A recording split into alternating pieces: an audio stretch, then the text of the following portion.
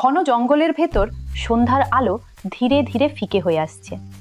৬-৭ বছরের ছোট্ট রাহাত পথ হারিয়ে ফেলেছে। ঠিক তখনই ঝোপের আড়াল থেকে একটি ছোট কুকুর বেরিয়ে আসে। সেও হারিয়ে গেছে, ভীত চোখে পড়ে থাকে। একজন মানুষ আর একজন প্রাণী ধীরে হাত বাড়িয়ে বলে, ভয় পাস না, আমিও একা।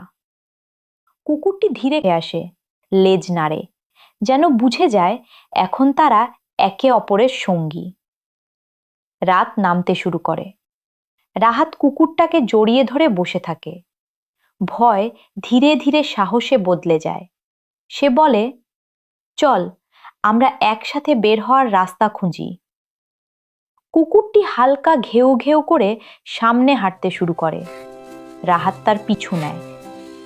কিছু দূর যাওয়ার পর গাছের ফাঁক দিয়ে দূরের গ্রামের আলো দেখা যায়। রাহাতের মুখে হাসি ফুটে ওঠে।